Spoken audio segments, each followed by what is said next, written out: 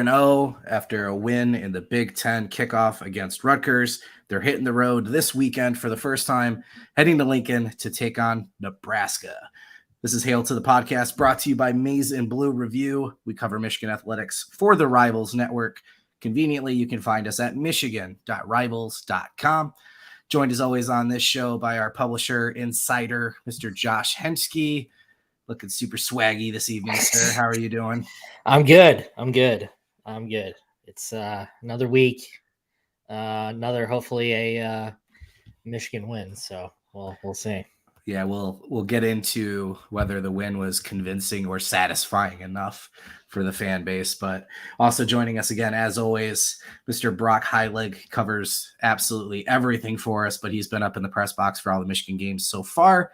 Sir, how are you doing? Also, swag level 10 this evening.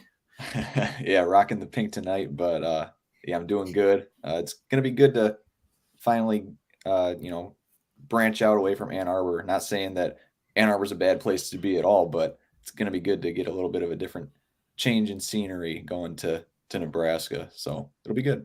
Yeah, you and I hitting the road together to Lincoln. I'd imagine we should film it, kind of have like a Dumb and Dumber-esque trip to Nebraska. But no, I'm excited. I have not been to Lincoln. I've heard really good things about the Nebraska fan base, the town, the stadium, the whole experience. A little bummed it won't be a night game. Will now be 3:30 because Fox made the incredible decision to move Nebraska and Michigan off of noon so they could have a 10 a.m. USC Colorado game. I could spend all day talking about Oregon bringing Colorado back to reality, and I imagine USC is going to do the same. But anyway, we will have Nebraska at 3:30 this Saturday. Before we get into any game preview, we're obviously going to recap Rutgers. I think there's a lot to talk about. Another eventually convincing win for Michigan, a little bit of anxiety to start the game out. I think people feel really good about a few parts of this team and some anxieties building in some other positions. So as always, for those of you watching us live, make sure you hop in the comment sections. Any questions you may have, let us know. And then any comments we can throw up on here as well. But like I said, we'll start out with Rutgers. Obviously out the gate, 3-play, 69-yard touchdown. And then Michigan's offense comes back with a 3-and-out, and people were kind of going, uh-oh. Right. But from then on out, the defense really showed up, shut Rutgers down. Mikey Sainristil still with one of the more bizarre pick sixes I think I've ever seen. It took me a while to figure out what happened on that play. But Blake Corum looking like Blake Corum, JJ bouncing back in a big way as well. But Josh, let's just start out with you. Takeaways from that first Big Ten game against Rutgers and Michigan, not covering the spread, but equaling it. Now 0-3-1 on the year, causing some anxiety. Folks feel like the blowouts just aren't good enough yet. Yeah, I mean, that kind of really felt like a vintage Michigan win.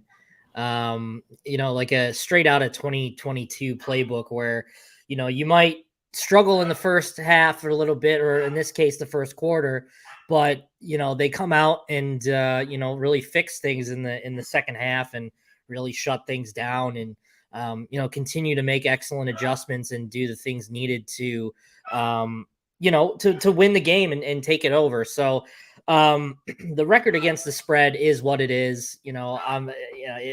It's what it is at this point.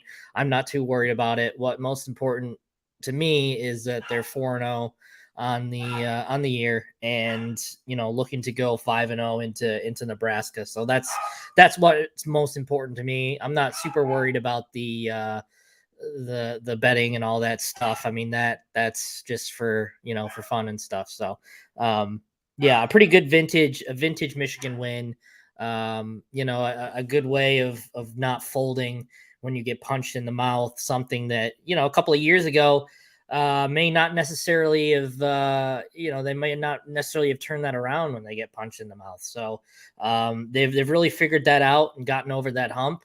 And now you move onward. And I think Rutgers is a lot better team that, we give them credit for. I think they're much more improved, much more physical on both sides of the ball. And, I think Greg Schiano's onto something in New Brunswick for sure. Yeah, a lot of folks think that might be Michigan's toughest game until Penn State.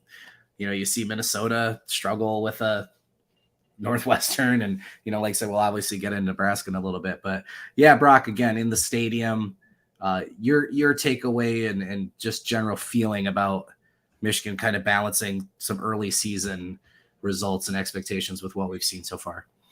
Well, you were right, Trevor. It's kind of weird how Michigan hasn't had a game really close in the second half, to be honest, at least kind of later in the third quarter and into the fourth quarter. And fans are still kind of upset that, they're not winning 50 something to nothing or 60 something to 10 or anything like that. But I think one of the biggest takeaways, at least for me, through these first 4 games is that Jim Harbaugh is perfectly content with just running his style of game and playing exactly how he wants to. And he doesn't care whether Michigan scores in the 40s, 50s, 60s, or 70s. He's perfectly content with absolutely killing the clock and running methodical offensive drives and just playing good defense. I was looking at the stats after the game, and I posted on the boards afterward that or maybe I tweeted it out, but Michigan had 7 drives and 6 of them either ended in a score or lasted more than 5 minutes. And when you're playing that efficient on offense and you're killing clock and your drives are ending in scores, and you complement that with the basically elite defense that Michigan has played so far, it's going to be hard for teams to beat them. And Jesse Minard talked about it a little bit last week in his press conference about playing complementary football. And I think Michigan really did a good job of that on Saturday. And it doesn't always translate to big blowouts and covering the spreads and things like that. But yeah, this is just classic Jim Harbaugh. Is just playing methodical drives, killing clock, and really just wearing teams down. And they kind of beat Rutgers at their own game on Saturday. I'm glad you brought up the number of drives and then the success they've had, because for me, statistically, you can look at Blake Corum and McCarthy and some different folks, and you're like, hey, this is actually pretty close to what last year was, right? I think people forget, like you said, this is what Harbaugh does. It's a slow build through the year. There's a lot of frustrating games in the last couple of years, right? But when you start to really look at it, especially analytically, I like that kind of stuff, right? Michigan is arguably or inarguably the number 1 defense in the country right now. On offense, their points per possession and yards per possession are some of the best in the country. Mm-hmm. Where they're really, and I don't even know if struggling is the right word, but you wrote an article at the very beginning of the year with the clock rules talking about how this was going to impact Michigan. And here's what we're seeing: 7 to 15 less plays a game. Yep. The only 2 Power 5 teams that run less plays this year are Kentucky, and are you ready for this? Iowa. Right? So Michigan's always been willing to grind out the clock and limit the possessions, right? But we've also noticed a lot of huddling this year, almost even slower than in years past. So for me, from an efficiency standpoint, when you look at it, I think Michigan's doing a great job. They're just not getting a ton of possessions in place to rack up the scores they did in the past. Does it feel that way to you, Josh? Or like, because we can talk numbers, but I know watching a game and what you see, like, does that seem like, okay, those dots connect, or does something feel off to you this year? Keep seeing that. People can't necessarily put their finger on it, but they feel like something's off is how I've seen it, phrased or whatever. Yeah, I don't know if something's off. I've seen improvement every week from all facets of Michigan's game. I mean, I think the offensive line from week 1 to now is taking a step forward. Great call. Maybe not at the level that, people are expecting from that group, considering experience and stuff, but I think that'll come in time. And as long as there's weekly improvement, I'm not really ready to say that, something's exactly off with this team, but from a play standpoint and a drive standpoint, and that correlating to Michigan putting up less points. Yeah, I mean, I think that certainly has a little bit to do with it. Less opportunities to score obviously would equate to, a lower point total, unless you're really just an elite offense who's putting up, a point a minute, essentially. I think the new, I mean, I'm not necessarily going to sit here and blame the new clock rules, but with Michigan having less time on offense and especially when you're considering that Michigan played a run first team last week as well. When you have a run first team against a run first team, you're going to have what we saw last week in a game that ended under 3 hours. So, God, that did go quick. Yeah, it was. It went by. Very quick. It just was like, oh, whoa. Yeah. No, and again, if you don't have the ball as much, you're gonna have less opportunities to score. So, I mean, again, I don't really care about point totals.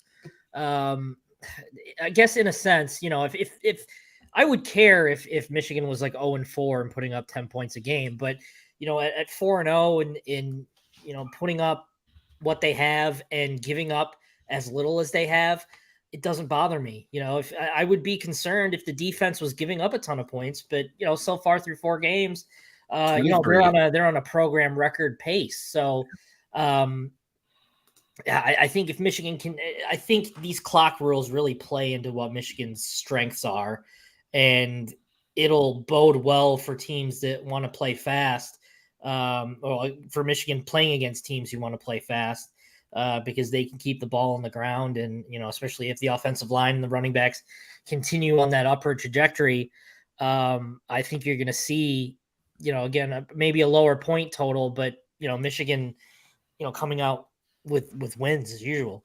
Yeah. Real quick, Brock, before we go on, just kind of hitting on this again. Michigan has only allowed the opponent into the red zone 6 times so far this year, and they've given up 1 touchdown in those 6 trips defensively, red zone, and then I think 3 field goals or something like that. So he's right. The defense has just been lights out. And when I look around college football, I think this is kind of my thing with Michigan. Even if I'm going to say, fine, I agree with you, I have concerns about the run game. The O-line still looks a little iffy. There's not enough weapons at wide receiver. They're injured on defense. Like, I'm going to take all of these narratives and I'll agree with you. Which team in college football scares you to death like Georgia did in the previous 2 years? Right? Like, if you look at that top 10, are you upset with how Michigan is right now? Everybody's kind of got some issues they're working through. This whole thing feels wide open to me. And I don't know that Michigan's in a bad place. Maybe we thought they'd be more dominant, and that's our fault for the way the team's been talked up all year. But I'm pretty stoked with where Michigan is right now. And I think if you look around, again, there's 10 legit title contenders. And I think that's pretty cool. But Michigan's right in the thick of it. Yeah, absolutely. And I think when you look at the teams in the top 10 and things like that, the only team only teams I think that would really be concerning, obviously Georgia's there, the 2-time defending national champions. It starts and ends with them.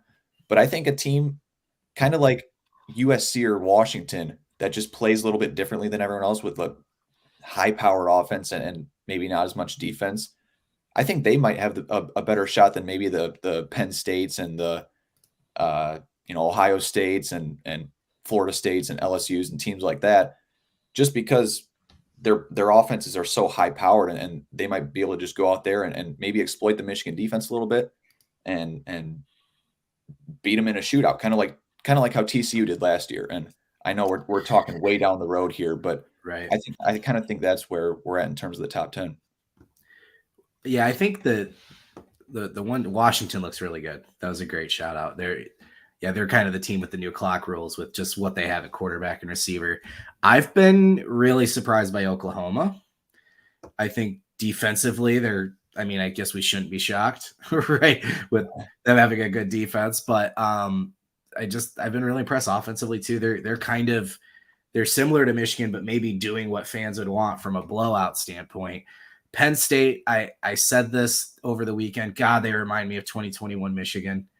Very similar, which in my mind makes me think they have the roadmap to beat Ohio State because they're built like Michigan in recent years. And I think they're going to be a tough matchup for Michigan as well. But do we have Frank? Hey, don't mute it. It's okay. We've got just Franklin today, or? No, Carter's been going on a little bit, but it's Franklin that's always the troublemaker. Yeah. They still get along? Never fails. But before we move on to Nebraska, and I know we've been talking a lot of big picture here, so I kind of want to come back to Rutgers here. We'll do offense side of the ball, and then Brock, I'll go to you for the defense. The conversation is still, you brought it up a little bit, the offensive line, the conversation around Henderson at left tackle and Hinton not at right tackle, right? Understanding Barnhart's making that move, that change. And then I'd say Blake Corum looking like he's back, and people still really concerned about Donovan Edwards. We're now 4 games in. That's a third of the season, right? So is there a switch that's going to go off, or what do you think's kind of going on here? And again, not trying to say rank concern, but 4 games in, it is what it is at this point. What do you think Michigan's thinking moving forward?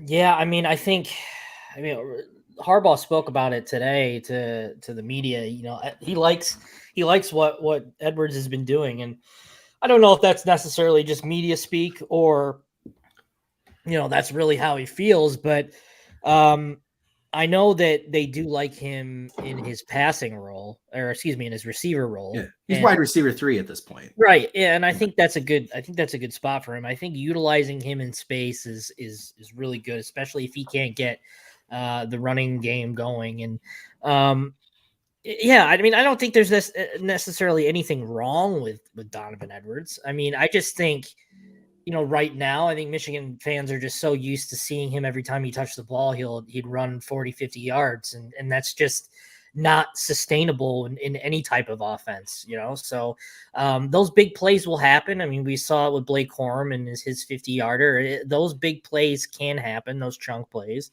But, you know, the way I look at an offensive line is if you're going over 5 yards per rush, I think that's a good day for you.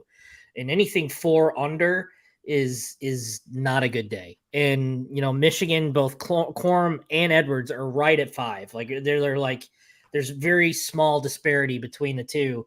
And, you know, so I think they're picking up good chunk yardage, you know, to put you in these good second and third downs, to put you in short yardage situations and allow you to take shots down the field as well.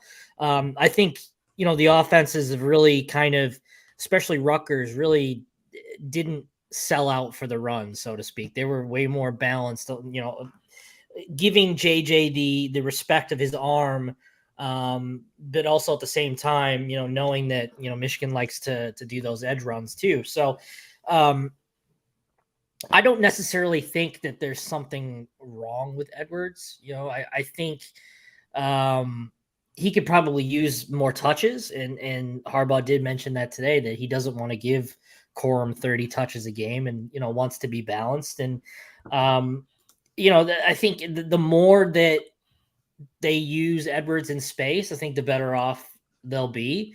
And, you know, and there'll be times when, you know, one guy has a really good game and the other guy doesn't. And right now it just so happens to be that Blake Corum is the benefactor of, or the beneficiary of the good games so far. And, you know, we're only 4 games in, and it's a long season, long way to go. But I'm not necessarily sitting here thinking that I'm concerned with the running game. I mean, if Corum wasn't there and this was what Edwards' output was by himself, then yeah, it'd probably be a little concerning. But there's a lot to like there, especially the snaps that Kalel Mullings gave you at the end of the game as well. Yeah, left a lot to like. So there's different flares. There's 3 types of different backs on this team that do 3 different things. So I think at some point you're going to see some sort of meshing happen where, you know, these good games will happen. Maybe not, you know, I'm not talking maybe 100 yards each during a game, but, you know, there's going to be more chances coming up for both of those guys, you know, especially as the season goes on and, you know, the wear and tear of a season happens. They want to keep both of those guys healthy. So, and 4 games in, that's the most important part too, is both of those guys are not banged up and are full go and fully healthy. So that's good to see for sure. Yeah, 21 carries for Corum, 6 for Donovan Edwards against Rutgers. I think it's 58-33 on the year. So yeah, Brock, what's your opinion on the running back? I mean, I think, at the start of the year, you and I went back and forth a little bit talking about, I agreed. I thought Edwards would probably be, I thought he'd be used more in the passing game and it'd be kind of an even split in the running game. And you kind of thought something similar with Corum, and it's not happening at all right now. Yeah. Before the season started, I had predicted Donovan Edwards to be the team's leading rusher. And right now that prediction's not looking great, but, it's kind of weird because, like Josh said, we kind of all got used to seeing Donovan Edwards breaking off long runs, and that was kind of what he was best known for was those two against Ohio State and the one against TCU, and even against Purdue he had, I'm pretty sure, 180 some odd yards and the MVP of the game.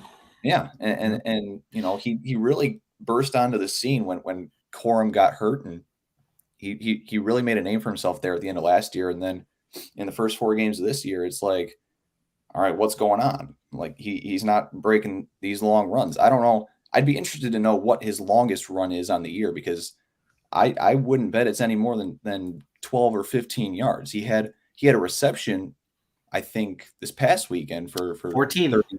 14 yards is his longest rush. Yep.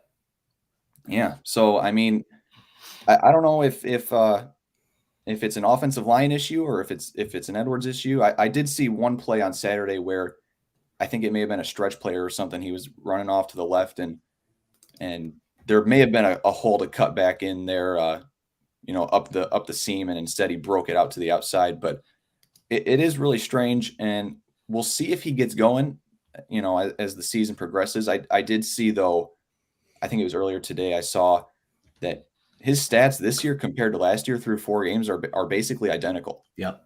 Like it's not like he's taken a step back from the beginning. And then when you include the scrimmage yards, he's actually doing better. Right. Yeah. And so I do think we're going to see him start to get going a little bit, and he'll come into his own, but it has been a little odd seeing him not really as the old Donovan Edwards. I do think a lot of it has to do with, Edwards is the guy that wears your team down, right? Both of those big Ohio State runs, obviously end of the game, Purdue a little bit later. We've talked about too, like his carry quantities, right? Or his rushing attempts and how that impacts his yards. This isn't that uncommon of a theme, right? So last year, 3 carries for 26 against Hawaii, 5 for 29 against Iowa, 7 for 15 against Indiana, 10 for 42 against Michigan State. Here's your change: 16 for 173 Penn State, 15 109 Rutgers, 22 216 Ohio State, 25 185, right? He was huge at the end of the year because he was getting the 20 plus carries a game. So I almost wonder, again, going back to what we kind of started this with Michigan running less plays, I don't know if he's going to get the amount of carries he needs to, whether it's him warming up or the defense cooling down, for him to get those big plays. But we saw what happens when he gets in space against Rutgers. He's still a really good receiving threat. I like they're doing a lot of things with Corum and Edwards on the field at the same time. And then, a lot of 12 personnel with Barner and Loveland and how they're mixing up. So I'm still not worried about him. I think there's reasons to believe this is kind of who he is, right? We've kind of touched on that. So we'll see. I brought it up. We went around and stayed on the running back. So let's go one more lap around the room. Rutgers game, we saw not a new starting 5 on the offensive line, but Ladarius Henderson came in the second quarter, and then I believe fourth quarter part as well, ended up playing equal snaps with Miles Hitton. So Josh, I know it's early in practice week. We thought maybe last week that we would see the Henderson Barnhart tackle set up, and then we ended up starting the game with Barnhart and Hinton again. Is this going to be a thing Michigan does throughout the year? Are we going to keep rotating? Is Henderson going to earn a shot to start at left tackle? I know, again, it's Monday. We don't know what's going on in practice yet, but what are you hearing? What's your guesses? Yeah, I'm not really sure what to guess at this point, to be honest with you. I think I think some of that, of what that rotational stuff was, is because Hinton is a little banged up. I believe he hurt his ankle during the Bowling Green game. So I think part of that is why they wanted to get Ladarius Henderson a little bit more snaps, is because just in case Hinton hasn't been able to go. But, last week he was a full participant in practice, and I didn't think he had that bad of a game. But, maybe I think it might be worth at least a shot just to see what you've got with Henderson out left and Barnhart out right. Both times, Henderson and Hinton have been out there separately. It's been about the same. I think maybe, one guy has had one better rep than the other and vice versa. But if you're thinking about doing the rotational part, what's stopping you of just giving it a shot and seeing what you have, whether it's for a half or a quarter or whatever. I really don't think you'll see much drop off, and if you get even better play, then bonus. But yeah, I mean, we'll obviously see this week. I'm not really having very high expectations for, them making a switch. Considering at this point, we're 4 games in and they haven't done it yet. What's it going to take for that to happen? So, we'll see. It's a long week, a lot of practice left to be had. So we'll kind of see what happens. But they're definitely doing the rotational Henderson at left and Barnhart at right in practice, and they did it a lot last week. And we're starting to see it creep into games. So I'll be curious to see what happens, going forward, and if they make a switch, whether it's permanent or just on a trial run basis. Yeah, it's kind of weird because it seems like everyone's kind of seeing the same thing in the sense that, at least in my opinion, I feel like most people that watch the games would agree that the offensive line as a whole looks better with Henderson at left tackle and Barnhart at right tackle. Yet every game that starts, we see Barnhart at left and Hinton at right, and it's you're kind of left wondering what the coaches are seeing during practice, because during the games it at least looks like Henderson and Barnhart seems to be the best combination. So we'll obviously keep an eye on it into Nebraska, but I wonder how deep into the season this conversation goes before we kind of let go of it and figure out the full starting 5, because I feel like it needs to happen soon. Yeah, I agree. And as a whole on the offensive line, at least for me, I'm kind of a little bit concerned. This is probably one of my bigger concerns of the team as a whole, but it seems like they're struggling to create holes in the running game.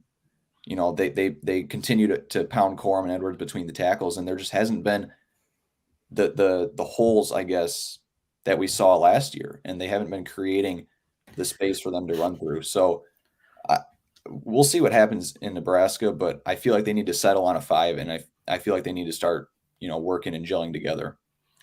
Yeah, Michigan was doing some different things in their run game early in this season, and I noticed I haven't done stock report yet, so I haven't charted everything out, but sure felt like there was a lot more pulling Zinter and Keegan to me.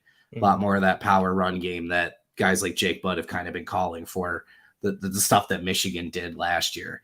I'm going to be a little harsher than you, Josh. I do think there's a pretty significant drop off at this point. 2 guys have allowed 6 pressures on this team. No one else has allowed more than 2. Those 2 guys are Miles Hinton and Carson Barnhart. The lowest graded run block by a significant margin amongst the starters, Miles Hinton. The lowest graded pass block by a pretty significant margin, Miles Hinton. Barnhart, to me, he gave up the most pressures on the team last year over at right tackle, and that wasn't as dramatic, right? But the next most pressures was Trevor Keegan. So asking Barnhart to move from the right to the left, I think, is a huge ask. I know that's where he spent a bunch of the offseason and everything, so it makes sense. But now you have Barnhart and Keegan next to each other, who allow a lot of pressures, and then Hinton on the right side right now, who you're making a situation where 2 guys aren't very comfortable with who they've got next to him in terms of that continuity, familiarity thing, right? If Barnhart goes back to right, he's on the side he's played most of his career on. Zinter's got this guy next to him that he knows really well. Nugent has progressively got up and already now is at the point where we kind of thought he would be, right? Mm-hmm. Him, Keegan, and Zinter, the interior has been pretty dominant. So then I've got Henderson at left tackle. That's the only new guy I'm plugging in. And it's tough because he hasn't played as much as Hinton, but he looks better. You're right. There's just something, his footwork, some just general posture things. He just looks a little better. And analytically, he's just doing better. So, but I'm with you. I thought we'd kind of have this settled by Rutgers, and people can lose their jobs, right? It's kind of weird how we talked about this offensive line being 16 deep and this competition and everything. But now there's like, we're not letting it happen. It feels like, right? It's just really interesting to me. So coming in Nebraska, that's going to be a spot I'm watching closely. I think Hinton has all the potential in the world. He's got another year of eligibility. I hope he's back here at Ann Arbor next year. The dude's an absolute monster, right? So I don't mean to pick on him. If this wasn't like we're expecting the best offensive line in the country, it might not be as dramatic. I think that's probably a big part of it is we know how deep this group is and how good it's been for a couple of years. So we'll see against Nebraska if the rotations continue, or because maybe this is a season-long thing. On our daily podcast today, Michigan football, Good Afternoon Michigan Football, or maybe it was, I don't know if it was on the show or the post game. Scar said he likes the rotation. And it's keeping guys fresh, and Michigan's doing different things with them, and he's got to kind of dig into it too, but he doesn't have a problem with them rotating. So yeah, I think you bring up a good point too, Trevor, is that if people weren't expecting Michigan to be the top ranked offensive line unit this year, I think people would be satisfied with what they're seeing so far. Yeah. I think I can't remember from what I did yesterday from the statistics standpoint, but I'm pretty sure Michigan is number one in the country in tackles for loss per game with like less than one, or not less than one. It was like less than 5 or something like that. But less than 1 per game. Yeah, but it was something. It was something like that. And I know in sacks they were way up there too in top 10. So they're not. It's weird. They are giving up pressures, but they aren't exactly giving up sacks and tackles for loss at an alarming rate. So 100%. it is kind of a weird dynamic that they've got going there. Is that maybe there is a little bit of drop off between Ladarius Henderson and Miles Hinton, but either guy isn't necessarily giving up tackles for loss or sacks, or at least isn't part of the, factored into that. So it is a kind of an interesting dynamic and discussion to have. And I think that, if Michigan weren't, the back-to-back Joe Moore Award winners, people would be satisfied again with what they're seeing and, praising Sharon Moore for his development and all that stuff. And I don't think anyone needs to necessarily be criticized. And I agree that, we're not really picking on Hinton, but if you're trying to win a national championship and you're the back-to-back Joe Moore Award winners who pride themselves on offensive line play, then if there's even a slightest weak link in that chain, you have to think about at least think about replacing it. And I think they are kind of thinking about it, with the rotation. They're not necessarily, they haven't dove all in yet, but they're definitely in the process of kind of figuring it out and saying, hey, is this worth a shot at this point? So very interesting dynamic there for sure. Brock, I'll give you the last word on the offense in general post Rutgers before we move into the Nebraska talk.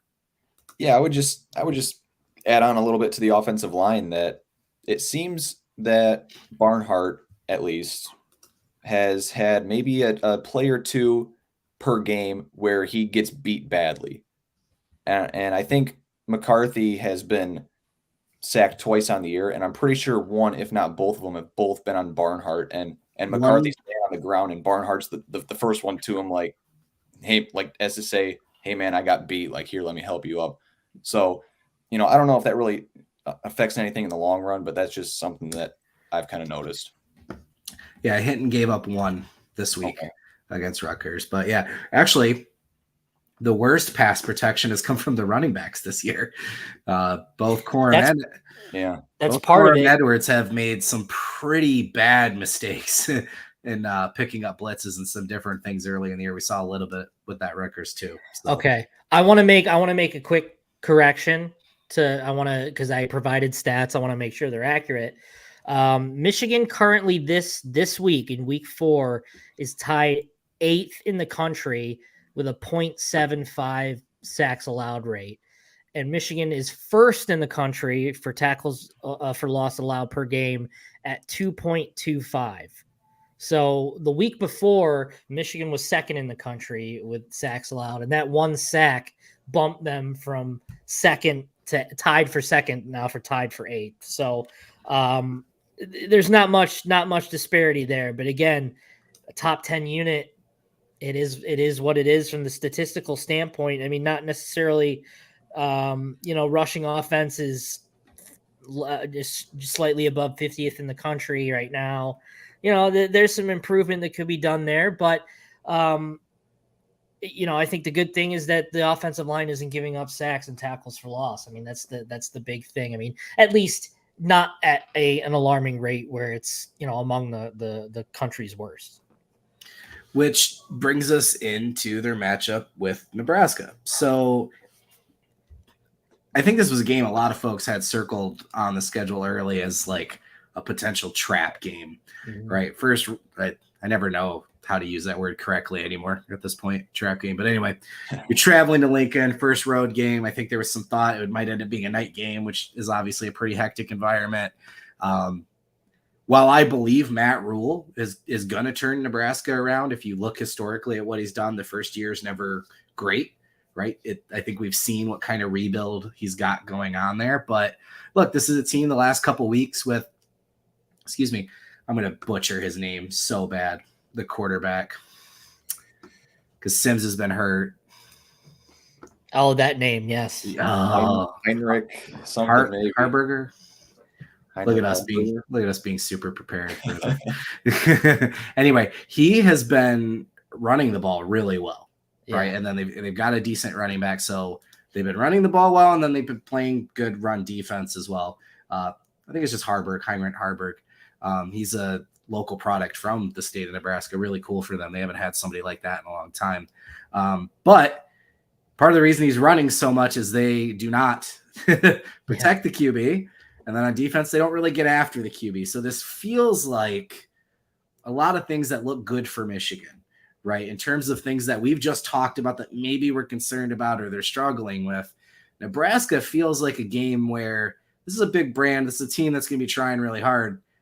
Michigan could come out and get a lot of things right in this game and feel really good going into the middle of this schedule. Yeah, it's funny how that works. Nebraska is basically a full-on option team now. They just don't throw the ball. So it's a very the storylines and dynamic is very interesting heading into this one, because Nebraska is one of the top rushing teams in the country. And then on the flip side, they're one of the best teams in the country defending the run. So it's going to be a very interesting game here from Michigan's perspective.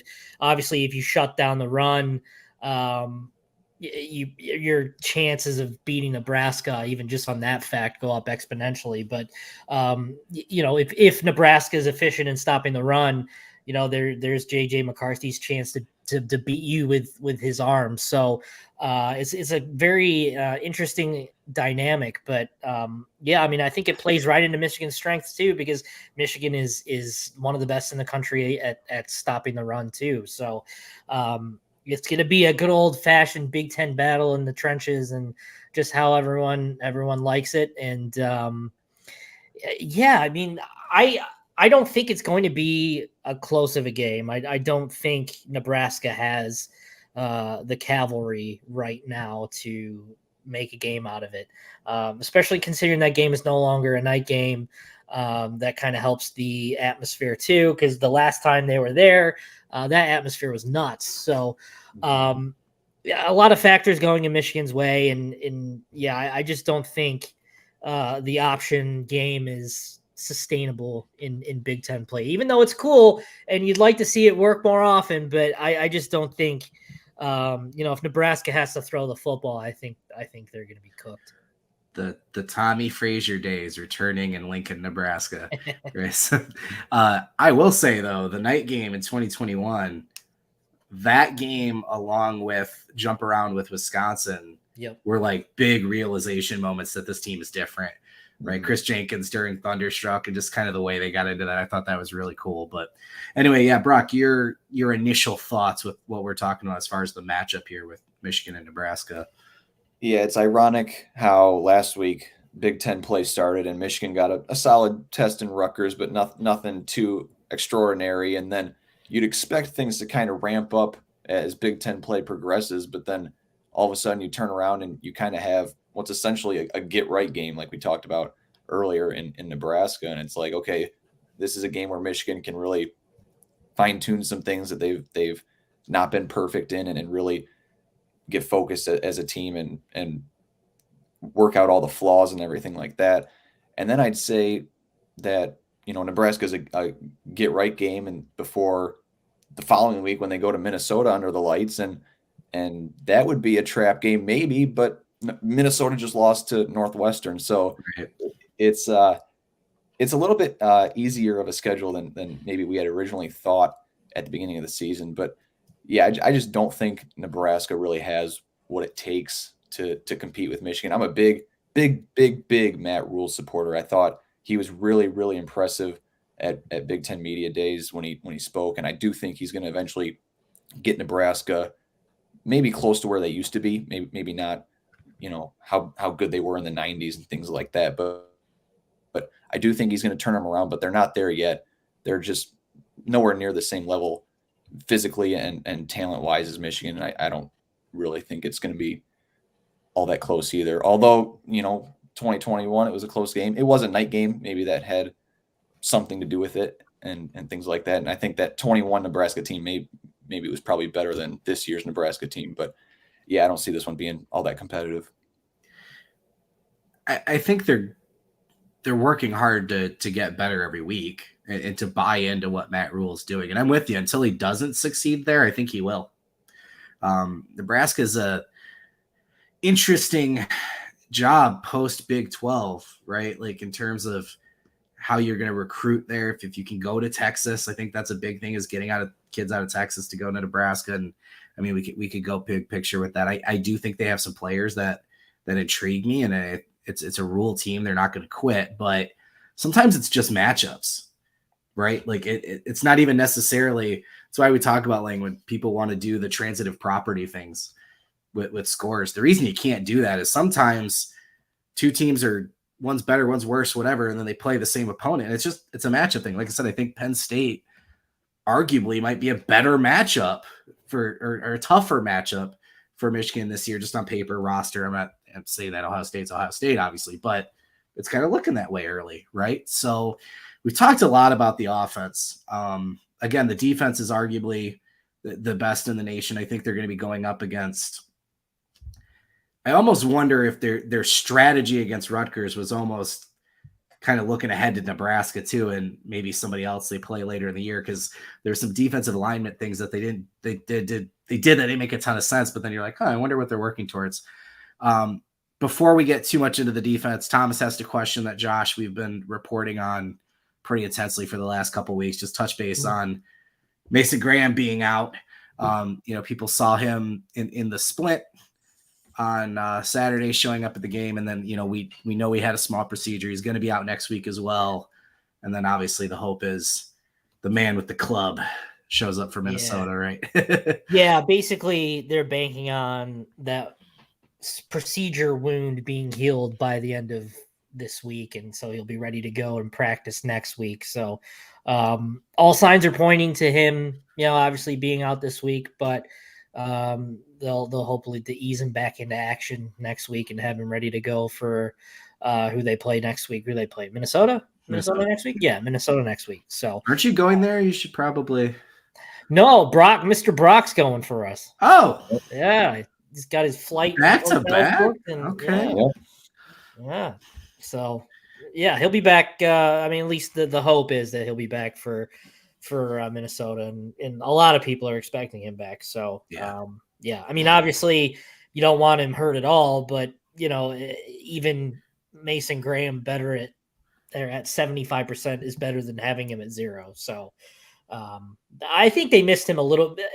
I think they missed him a little bit against Rutgers. Obviously not from a statistical standpoint, but who knows? Those numbers might have been better if Mason Graham was there up the middle. But I do think, I do think they're gonna miss him a little bit. But no, if he's back from Minnesota full strength, then no problems there. It'll be interesting to see how effective he is with a club on compared to using his hand and technique wise and all that kind of stuff. I'm no football expert, but you'd have to think that his effectiveness might drop just a little bit with a club compared to using his hand. Especially the way he plays with that that wrestling background. I mean, he literally just grabs people and throws them to the side, right? So that defensive line, I argued I thought they were underrated in a lot of early season projections of how good the defensive line would be, especially in a defense that's been dealing with injuries to Will Johnson and Rod Moore, and Kean Sapp missed the last game, and Zeke Berry's missed some games. Like that secondary's been pretty banged up. The defensive tackles have been unbelievable to start this year. Not just in the run game, but arguably, your best pass rushes come from the interior as well. Mm-hmm. Absolutely. So I guess that's the thing then. So if we're talking about a get right game, what does that look like? Right? We know the defensive line's been good, right? With some secondary pieces are coming back in. We've talked a little bit about the running backs or maybe involving some targets, or JJ again still really hasn't gone deep a ton yet. So in terms of that getting better every week and that get right, what does get right look like to you, Josh? That is a good question. I don't know what. Hey, look at me go. Yeah, I don't know what a get right for Michigan right now. I don't know what get right would be. Maybe get some of these guys that have been injured a little bit more run. Rob Moore in particular, getting Makari Page back into the swing of things. Will Johnson playing pretty much a full game is really good news. Maybe even a guy like Darius Clemens, who Harbaugh said he's back to full strength, to get him out there and get some run too would be important. But I would just like to see continual growth with the running game. The offensive line, and I'm not necessarily saying it's the weak link of the team, but just continual growth and in strides in that department, I think would be a really positive sign. And again, Nebraska. I think you could say that if Michigan has a really good run game against Nebraska, because they are one of the top run defenses in the country. I mean, if they have a good game, I think you could comfortably say that progress was made, and without having to put a caveat there saying, hey, Michigan played this opponent, this is what they did. Well, then you could say, well, Michigan played one of the top rushing defenses in the country. This is what they did. So, a get right game, I think for me is the rushing attack and the offensive line play. I guess I should clarify when I use the term get right earlier. That's not to say that Michigan's been struggling in any way. No, right. They're coming off a loss or anything like that, but just more in the sense that, like Josh said, get the guys that have been banged up out there and get them some experience, in the sense that, if Rod Moore misses a bad tackle in a series against Nebraska, you're not going to be too concerned because Nebraska is not on the same level talent-wise as Michigan. So kind of get the guys like Rod Moore, Will Johnson, and Darius Clemens, get those guys out on the field and get them reps and just let them know what it feels like to be on the football field again against an actual opponent, and really build up as the season progresses. That's kind of more of what I was thinking. No, that's where I was heading to. I wasn't implying, like you were saying, that they've got a bunch to get right. But I mean, it's pretty clear what the narratives have been amongst this fan base, right, so far this year. And I'm kind of right there with you. My theory for the first 3 games has been largely, I think Jim Harbaugh was missed way more than we were let on he would be, right? I think the 4 coaches situation was a great opportunity for those 4 coaches. I think having, his dad listed on there was just pure Jim Harbaugh, and it was kind of funny. But I think maybe that created a little bit of chaos with having these guys in and out of their roles, and, just not a good flow on game day. So Josh, I don't remember exactly how you said it early on, but that kind of felt like a Michigan game again, like under Harbaugh, right? Yeah. Part of that was the run pass ratio went 2-1 in this game. They ran the ball a lot more than they threw it, which I think we kind of expected with Jim getting back on the sideline. So I'm with you for this one. I want to see the run game look good, but balanced. I do want to see the passing game continue to grow like it looked early on. It would, right? JJ was the best quarterback in the country through the first 2 games. We know what Roman Wilson can do. Cornelius Johnson at times, I think, is what he is at this point, right? See a little bit more Tyler Morris. I really want to see Clemens get involved because I think if Morris and Clemens can present themselves as outside options, especially on deep balls, right? If they can present themselves as that, I think you'll see a lot more Roman Wilson in the slot, whereas that's just where he absolutely thrives, right? So I'd like to see that against Nebraska. It's a little bit more balance in the passing game, get going again. And then I hate to keep beating the dead horse, but I'd like to see Henderson get a good long shot at left tackle, and I would. And if I'm wrong, again, I don't think I know more than coaches. Brock, I know what you said. We all see it, right? It's kind of weird. I'm not in the meetings, right? I wasn't there this summer. I'm not there in the practices. They're doing what they're doing for a reason, and that's you got to trust them. They've earned it, especially with back-to-back Joe Moore awards, right? I'm not trusting Sherrone Moore. I trust Sherrone Moore. So I guess prove me wrong. How's that? Let me see Henderson do the Michigan method, and then I'll say, okay, cool. Right, moving on. Real early in the week, so if you don't have an exact score prediction, I think you both have kind of already suggested how you think this is going to go. But whatever you want to give me in terms of preview, is this going to be another slow start where maybe Michigan fans are anxious going into halftime, and we get a Jesse Minter third quarter special of halftime adjustments? Is this going to be a more dominating win for Michigan? Is Blake Corum going to go off? Will Edwards finally? Give me whatever you want. For me, I'm thinking like 35-10 Michigan. Both, again, we're heading into a heavy run attack for both teams. So, we could see another quick game and not very many opportunities to put points on the board. So that's kind of where I'm thinking in terms of Michigan's output. Look, Michigan is a better team up and down the roster from a talent standpoint. That doesn't always necessarily equate to wins, but I think Michigan's in a much better spot, than Nebraska is. I think Nebraska's in a bit of a trying to figure out what they are and what they're doing stage. And if they can't throw the football at all, and obviously if they can't even get the run game going, they're going to have some troubles. But that option game sometimes can cause some issues. So I do think. Almost called them Wisconsin. I do think Nebraska can put some points on the board, but Michigan's just better, more complete team that has an identity and knows what it wants to do. So give me 35-10 Michigan. This might be a little bit of a bold take, or maybe not, if considering how well the Michigan defense has been playing. But I think they pitch a shutout this week. I think Nebraska's run game flourishes, but Michigan's run defense has just been outstanding. And Trevor, like you mentioned earlier, the defensive tackles have been just really, really good. And even the edge rushers and the linebackers, just the whole defense has been real solid. And so I think they pitch a shutout. I'd say Michigan might put up 34, 4 touchdowns and 2 field goals, maybe 6 scores. But yeah, I just don't think Nebraska has what it takes, even at home. And I don't even think this is a game really where it's not even probably like 10-0 at halftime. I think it might be 21-0, and Michigan fans finally won't have to worry, because JJ McCarthy said today that he loves home games because they go there and the crowd's riled up, and by halftime it's as quiet as a mouse, right? And so I think maybe we'll see a little bit of that on Saturday. JJ's talking has never been his problem. So I know he believes that. I mean, the way he carried himself towards the end of Ohio State last year was legendary, to say the least. The Wave, right?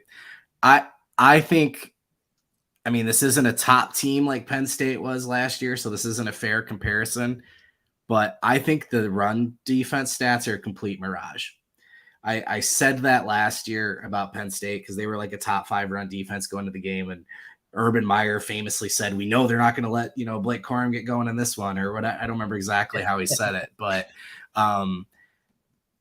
I think they're going to, and same thing Rutgers. Rutgers run defense slipped pretty dramatically after playing Michigan. They tend to do that. So I think they're going to establish the run early. And I think Blake and Donovan are going to look good in this one. And I think the offensive line, whoever's out there, is going to move some people and look good. And I think that's going to open up the game for JJ to take a couple shots. And I hope, man, pre 2021, that the Harbaugh Road special was just a thing. They just came out flat all the time, right? And it sounds like last week practices were, depending on how you frame it or how you ask, right? Some people said they were great, because they were so intense, but they were so intense because we've heard Harbaugh wasn't happy at one point, right? So I don't know if this team got bored or what happened, but I think there's going to be an intensity this week, and I'm with you, Brock. I think they're going to surprise folks a little bit and put out a nice early lead and win this one comfortably. If they don't, I don't know. We'll come back and keep circling on these narratives. But the one last thing I'll say about that, last year, Michigan destroyed their early non-conference opponents. I think it was 164-17 or something like that. Very similar to what Oklahoma is doing this year. You don't get a ton of credit for it. You just don't, because you still played a weak opponent, right? Even Rutgers, they're not getting a ton of credit for it. So I think I don't remember who started this, Brock. I think you did. Harbaugh knows if they win, he doesn't care by how much. If they've accomplished what it is they want to accomplish, and they've gotten better, and they've, it's like they're coming into these games. We saw against Rutgers some new wrinkles on the defense, a couple more plays on offense. They've been very vanilla to start the year. I really don't think they give a crap what the score is. I really don't. If they win by 10 or 30, the way they win and the things they did on the field, that's what this team cares about. So that's the kind of win I think we're going to get. And whether it shows up on the scoreboard or not, that's what we're going to see. So, All right. Well, it's Monday. They said we will be covering this game and all the intel and injury news, etc., over at michigan.rivals.com inside the den. If you're not a member already, we'd love you to join our community. We always say, just ask our subscribers. We're so lucky with the community that we built over there, and those folks over there, how they help us and lift us up. We'd love to have you be a part of that as well. If you're watching us live, thank you for jumping in the comments, being a part of the conversation. If you're watching the playback, make sure you're subscribed, doing the notification bell, so you know when we go live, whether it's Hail to the Podcast or Michigan Post Game Live after the games, or Michigan Afternoon Live every day, or Toski with his cut-up film review. We've got tons of content always going live on YouTube as well. So as always, for Josh and Brock, thank you guys for joining us. We'll see you this weekend with Michigan, Nebraska, and we'll catch you afterwards on the next episode of Hail to the Podcast.